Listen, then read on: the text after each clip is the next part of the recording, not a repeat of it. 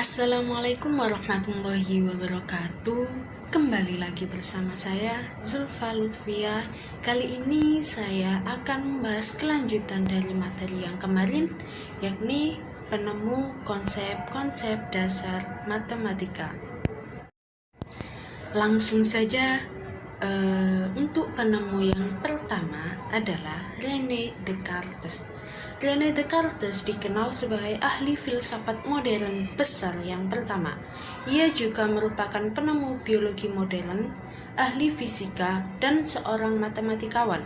Descartes lahir di Prancis, merupakan putra dari seorang ahli hukum.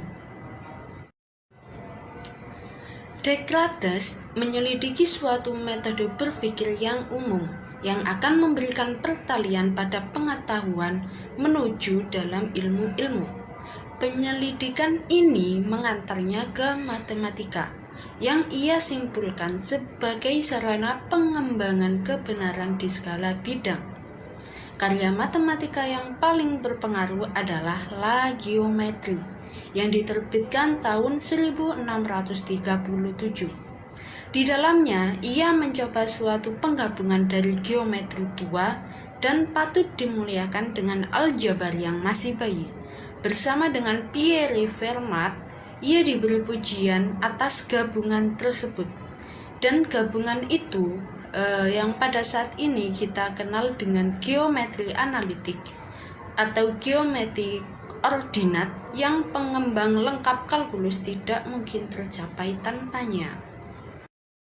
Penemu yang kedua, yakni Sir Isaac Newton. Sir Isaac Newton adalah seorang fisikawan, matematikawan, ahli astronomi, filsuf alam, kimiawan, dan teolog yang berasal dari Inggris. Ia merupakan pengikut aliran heliosentris dan ilmuwan yang sangat berpengaruh sepanjang sejarah, bahkan dikatakan sebagai bapak fisika klasik.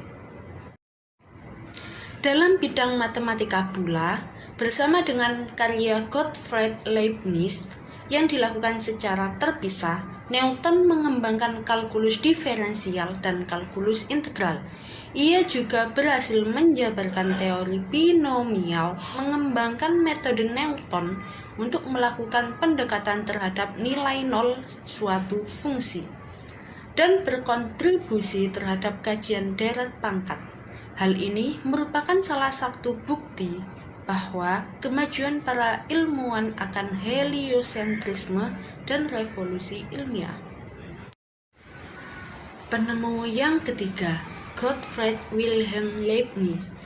Leibniz lahir di kota Leipzig, Sachsen pada tahun 1646. Gottfried Leibniz telah belajar bahasa Yunani dan bahasa Latin pada usia 8 tahun, berkat kumpulan buku-buku ayahnya yang sangat luas. Pada usia 12 tahun, ia telah mengembangkan beberapa hipotesa logika yang menjadi bahasa simbol matematika. Kebanyakan ahli sejarah percaya bahwa Newton dan Leibniz mengembangkan kalkulus secara terpisah. Keduanya pula menggunakan notasi matematika yang berbeda pula. Menurut teman-teman dekat Newton, Newton telah menyelesaikan karyanya bertahun-tahun sebelum Leibniz, namun tidak sampai mempublikasikannya sampai dengan tahun 1693. Ia pula baru menjelaskan secara penuh pada tahun 1704. Manakala pada tahun 1684, Leibniz sudah mulai mempublikasikan penjelasan penuh atas karyanya. Notasi dan metode diferensial Leibniz secara universal diadopsi di daratan Eropa, dan kerajaan Britania baru mengadopsinya setelah tahun 1820. Mungkin Leibniz adalah pencipta lambang-lambang matematika terbesar. Kepadanya kita berhutang nama-nama kalkulus diferensial dan kalkulus integral, sama halnya dengan lambang-lambang baku untuk turunan dan integral. Istilah fungsi, penggunaan secara konsisten dari sama dengan untuk sebuah kesamaan merupakan sumbangan lainnya. Kalkulus berkembang jauh lebih cepat di daratan Eropa daripada Inggris, sebagian besar karena disebabkan oleh keunggulan lambangnya. Penemu yang keempat yaitu Carl Weierstrass. Carl Weierstrass mengembangkan sebuah teori lengkap tentang deret fungsi dan menyusun legitimasi operasi-operasi yang demikian sebagai pengintegralan dan pendiferensial suku demi suku. Weierstrass merupakan seorang pemikir yang metodis. Ia bersikeras pada ketepatan yang lengkap di semua matematika dan menetapkan pembakuan yang diakui dan ditiru sampai sekarang. Penemu yang kelima adalah Maria Gaetana Agnesi. Maria Gaetana Agnesi merupakan salah satu dari 2 orang wanita yang muncul dalam daftar nama kehormatan kalkulus. Pada usia 20 tahun, ia memulai karyanya yang terpenting, yaitu sebuah buku ajar kalkulus. Untuk masanya, kejelasannya sungguh-sungguh mengagumkan dan merupakan buku ajar kalkulus luas yang pertama sejak karya dari El Hospital. Buku itu memberinya banyak kehormatan, termasuk pengakuan dari Kaisar Maria Theresa dan Paus Benedict. Salah satu karyanya membahas tentang kurva yang kemudian dikenal dengan versiera, yang berasal dari bahasa Latin vertere, yang berarti membalik. Ya, lanjut ke penemu yang keenam adalah Josiah Willard Gibbs. Gibbs lahir di daerah New Haven. Dia adalah wisudawan dari Yale dan belajar di Paris, Berlin, dan Heidelberg. Ia ditawari sebagai kemahaguruan dalam fisika matematis di Yale, penunjukan pertama di Amerika, dan sebuah posisi tanpa gaji untuk 10 tahun. Pada tahun 1880, ia mengembangkan perlambangan dan aljabar vektor-vektor.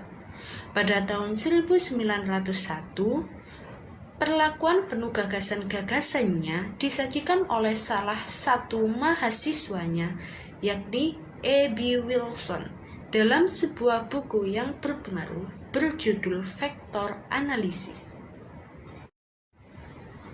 Penemu yang ketujuh yakni George Frederick Bernhard Riemann. Bernhard Riemann belajar di Universitas Göttingen yang menjadi pusat matematika di dunia.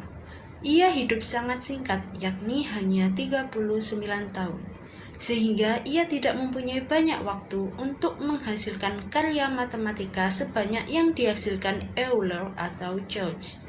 Akan tetapi, karyanya mengagumkan untuk kualitas dan kedalamannya.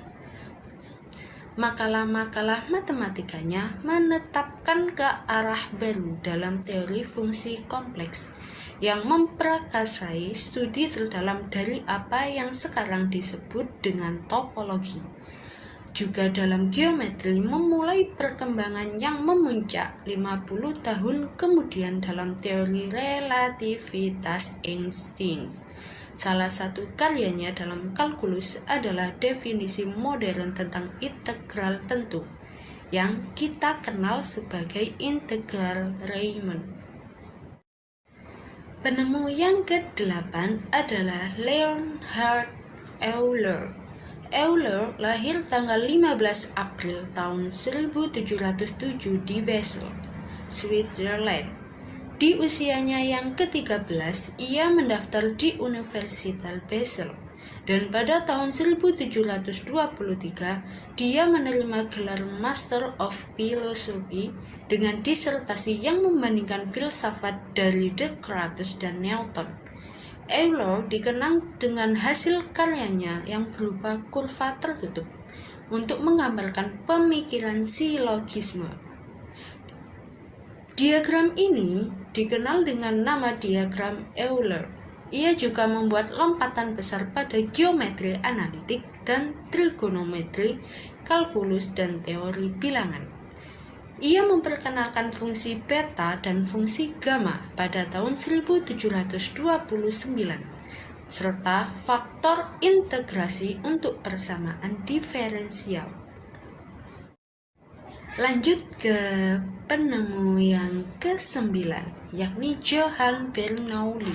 Johann dan saudara Jacques setelah Newton dan Leibniz merupakan perintis-perintis yang terpenting dari kalkulus.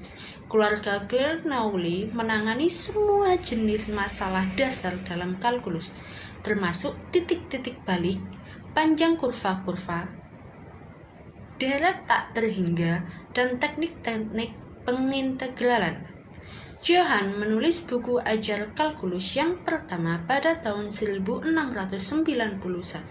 dan 1692. Tetapi bagian tentang kalkulus integral tidak diterbitkan sampai tahun 1924. Sebagai gantinya, pada tahun 1969, Guillaume F.A. de Hospital, mahasiswa Johann, menerbitkan naskah kalkulus yang pertama.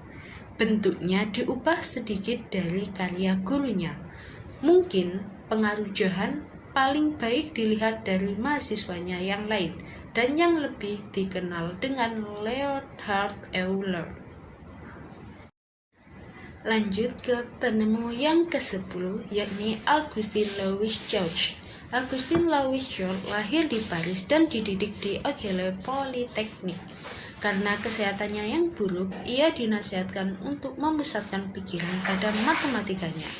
Sumbangan-sumbangan matematis yang cemerlang dan mengejutkan dalam jumlahnya. Produktivitasnya sangat hebat, sehingga Akademi Paris memilih untuk membatasi makalah dalam majalah ilmiah untuk mengatasi keluaran dari George.